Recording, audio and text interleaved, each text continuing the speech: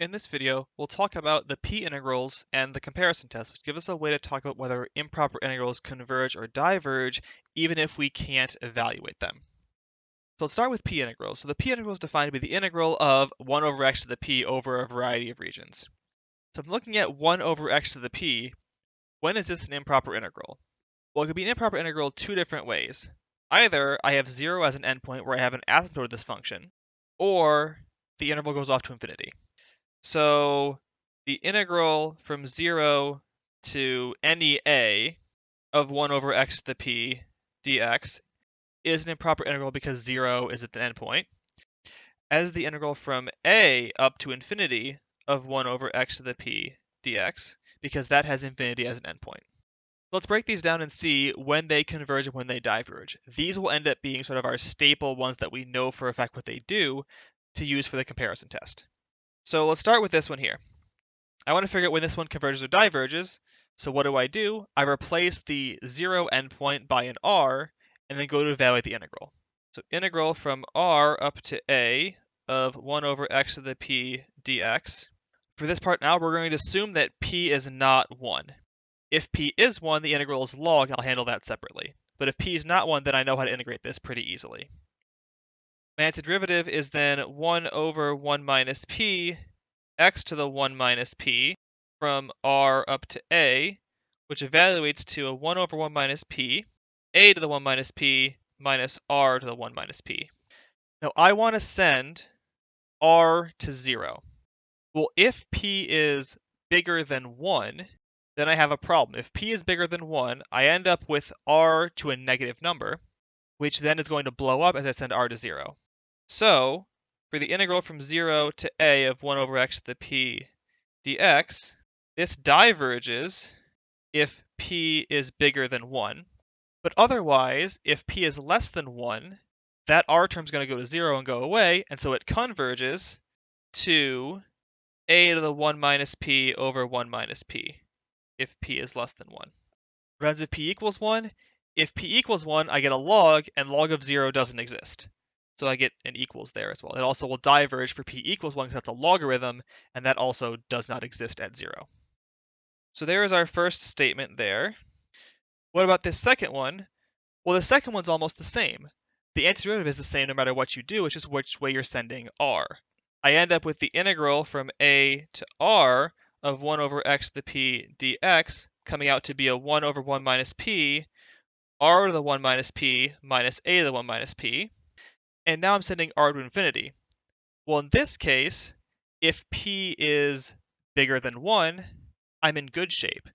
If p is bigger than 1, then I'm going to get r to a negative number, and that's going to go to 0 as r goes to infinity.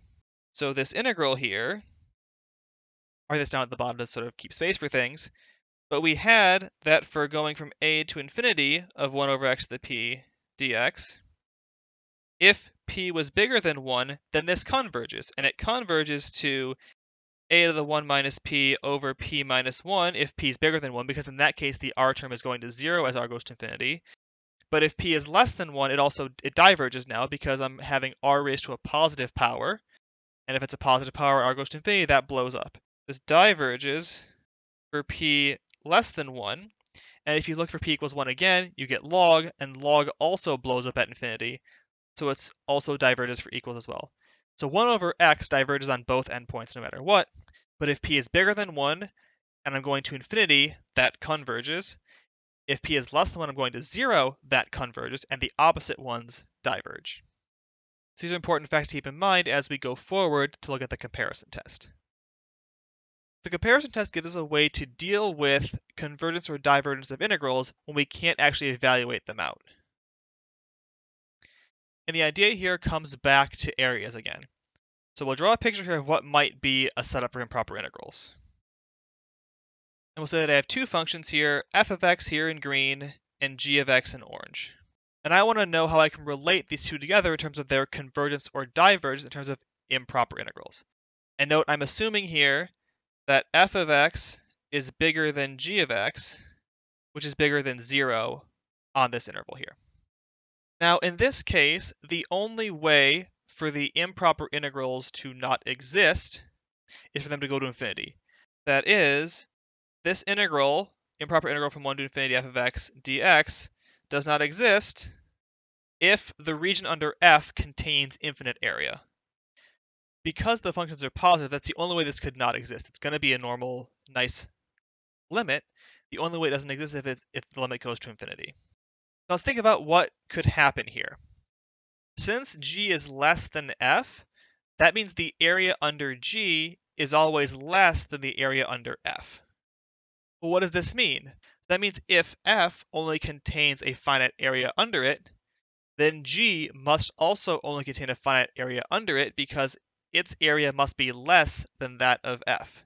So if f contains a finite area, then so does g, because it has to be less. On the other hand, if g contains an infinite area under it, then so does f, because f's area was bigger than that of g. And that's the idea of the comparison test. Now let's write out the statement that it actually is. So the statement's the following. Let f and g be two continuous functions that are related like the picture showed above.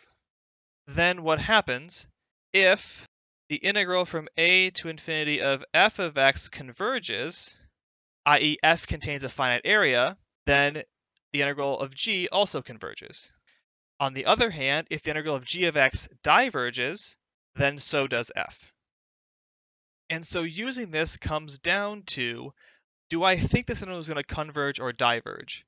If I think it's going to converge, I need to pick a function bigger than it that also converges to tell me it converges. If I think it diverges, I want to find a function smaller than it that also diverges to then give me the result that it diverges. Let's see what an example of this might look like. So example, determine if the integral from 2 to infinity of 1 over root x plus e to the 2x dx converges. So that integral I cannot evaluate directly, so I'm going to have to use a comparison test to decide if it converges or diverges. So I want to figure out how I can do a comparison test to make this work. So first of all, do we think this is convergent or divergent? So my gut is, because I see this e to the 2x here, that's a big term, and that's going to force my integral to converge. Because it's in the bottom, it'll sort of dominate everything and make it converge. It'll get really, really big, and we'll make it converge. So let's try to use that to our advantage.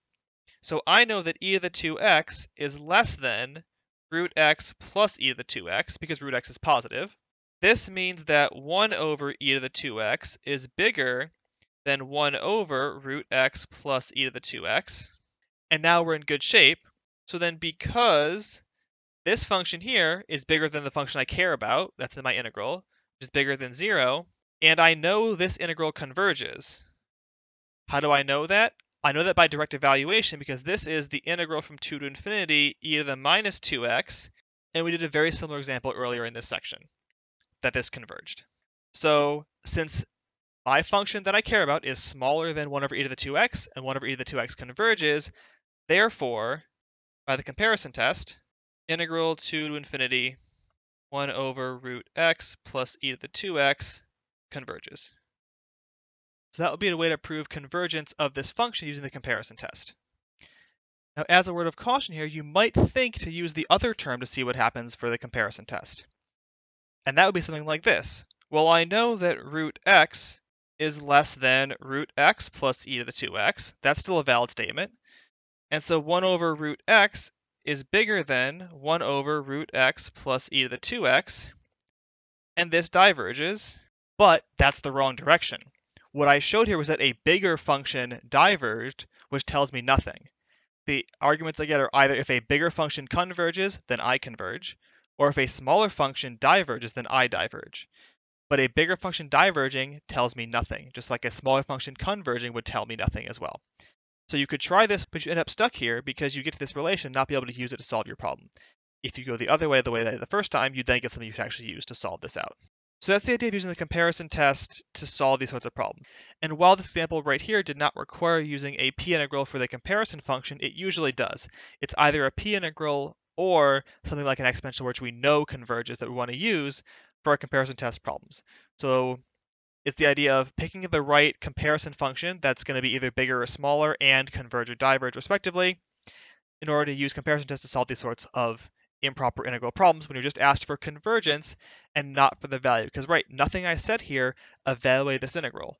I know it converges to something, but I have no idea how to get that actual number when I'm trying to solve this problem out. And that's okay. There are a lot of problems you can't solve that way. You can just say, does it converge, does it diverge? And that's the end of the answer you can give for these improper integral questions.